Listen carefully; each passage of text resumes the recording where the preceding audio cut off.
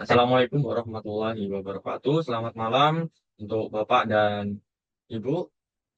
Izinkan kami untuk menjelaskan proyek yang telah kami selesaikan atau telah kami buat, yaitu tentang Spot Monitoring System berbasis Arduino Nano dan sensor ultrasonik. Nah, mungkin sedikit saya singgung terkait latar belakang.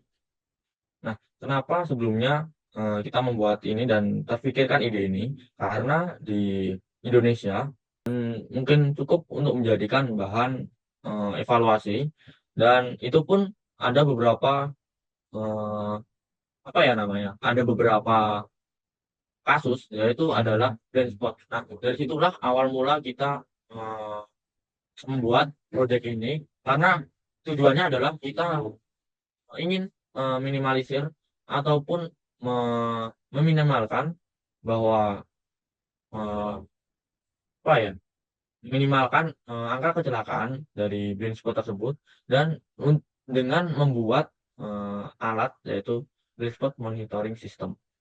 Nah, mungkin untuk komponen-komponennya sendiri, kita kita ada empat komponen utama, yaitu Arduino Nano, LED, sensor ultrasonik, dan juga buzzer. Nah, mungkin dari situ kita dapat aplikasikan menjadi eh, blind spot monitoring system. Nah, dari situlah eh, proyek kami itu tujuannya untuk diterapkan atau sasarannya itu adalah kendaraan roda 4 ya, atau mobil. Nah, untuk penempatan dari beberapa komponen tersebut, kita sudah pikirkan matang-matang, yaitu untuk di eh, spion dan bumper itu kita taruhlah sensor ultrasonik untuk kita mendeteksi beberapa objek yang mendekat atau melewati kita. Nah, mungkin untuk LED-nya sendiri kita mungkin taruh di spion. Nah, mungkin kita bisa coba untuk kaca spionnya dan kita taruh LED-nya di sana. Dan untuk Arduino dan buzzer itu mungkin kita bisa taruh di kabin, karena kalau di luar itu tidak memungkinkan juga sih sebenarnya. Nah, mungkin itu saja dari saya, dan mungkin bisa dilanjut untuk secara teknisnya dari Mas Emilianus Ibnu Pratama. Mungkin bisa menjelaskan secara teknis dan mensimulasikan untuk proyek kami. Gitu. Silakan Mas Emil. Oke, baik. Terima kasih atas waktunya yang diberikan. Terima kasih Mas Nopan sudah menjelaskan intermezzo tentang latar belakang dari proyek kita yaitu Blind Spot Monitoring System. Sistem kita ini menggunakan 4 buah sensor ultrasonik yang diletakkan 2 di sebelah kiri dan 2 di sebelah kanan. Ya, di depan itu ada di bagian bawah spion dan 2 lagi di bagian bumper belakang. Sensor ini berfungsi untuk mengukur jarak objek di sekitar kendaraan, khususnya di sisi kanan dan kiri tadi. Nah, dari sistem ini dilengkapi dengan LED indikator juga buzzer sebagai pemberi peringatan visual dan suaranya. Mari kita lanjutkan untuk simulasi di Proteusnya. Nah, kita mulai dari perkenalan komponen-komponen yang kita pakai terlebih dahulu. Yang pertama adalah komponen utama sebagai microcontroller. Kita menggunakan satu buah Arduino Nano. Kenapa kita memilih Arduino Nano? Mungkin karena dengan ukuran yang sangat kecil dan untuk ukuran memorinya masih mencukupi dengan program yang kita buat. Kemudian untuk sensor ultrasonik sebagai inputan sensor, juga LED sebagai aktuator atau indikator sebagai indikator untuk peringatan, dan juga buzzer sendiri sebagai peringatan. Untuk inputannya sendiri, di sini kita menggunakan lampu tanda belok dari mobil. Mengapa kita menggunakan inputan dari sein atau lampu tanda belok? Karena pengemudi biasanya lebih sering tidak melihat area blind spot pada saat berbelok atau berpindah jalur. Maka dari itu, kita mengadopsi dari saklar, dari inputan lampu tanda belok itu sendiri.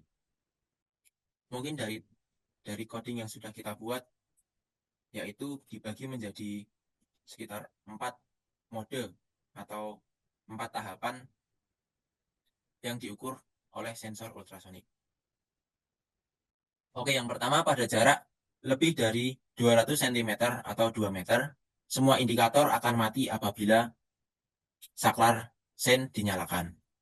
Hal ini menandakan atau menunjukkan bahwa tidak ada objek yang terlalu dekat dengan kendaraan kita. Jadi termasuknya masih masuk jarak aman. Kemudian kita akan turun ke jarak di bawah 200 cm. Di sini menandakan ada objek yang mendekat ke kendaraan kita sekitar di bawah 2 meter. Mari kita nyalakan saklar sein-nya. Di sini akan ada indikator berwarna kuning di spion menyala yang menandakan bahwa ada kendaraan yang mendekat di rentang jarak 100 hingga 200 cm. Konsep yang kita bikin di sini, apabila saklar sein kiri dinyalakan, yang menyala hanya akan pada bagian kiri juga. Begitu pula juga yang kanan, yang kiri tidak akan menyala. Yang menyala hanya yang bagian kanan saja. Kemudian kita lanjutkan ke jarak 60-100 cm. Nah, di sini kita bisa lihat perpindahan dari 100 cm ke bawah, di bawah 100 cm, LED-nya akan berganti menjadi warna merah, yang menandakan ada objek yang mendekat ke kendaraan kita semakin dekat, yang memberikan peringatan pada pengemudi. Nah, kemudian kita lanjut ke jarak di bawah 60 cm. Nah, di sini LED akan berkedip, begitu pula buzzernya juga akan menyala. Ini berarti ada kendaraan yang mendekat di bawah 60 cm. Saat objek menjauh di rentang 60-100 cm kembali, buzzer akan berhenti berbunyi dan LED akan kembali steady atau diam.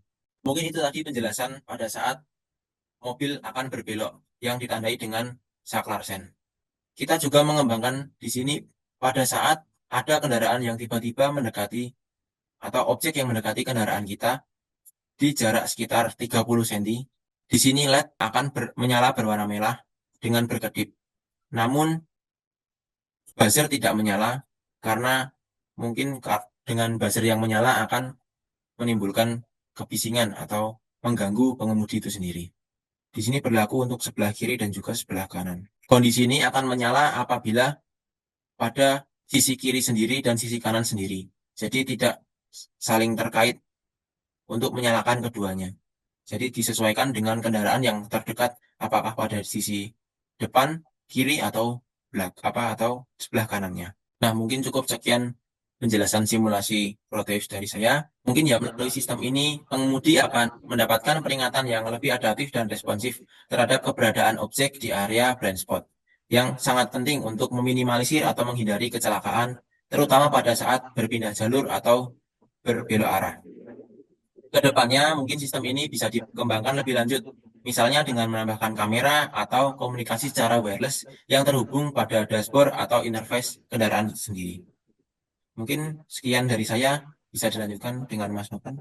Baik, mungkin terima kasih atas penyampaiannya dari Mas Emil tentang aspek-aspek teknis dan untuk mungkin beberapa penjelasan yang sudah memberikan apa ya informasi-informasi penting bagi kami dan mungkin cukup itu saja sih dari kita. Mungkin terima kasih atas kesempatan yang sudah diberikan. Mungkin dari saya pribadi, Novan Fahyal Aditya dan teman saya Emilianus Emilian Simo Pratama. mengucapkan terima kasih yang sebesar-besarnya atas kesempatan untuk menjelaskan proyek yang telah kami buat. Apabila ada salah kata ataupun kekhilafan, kami memohon maaf yang sebesar-besarnya.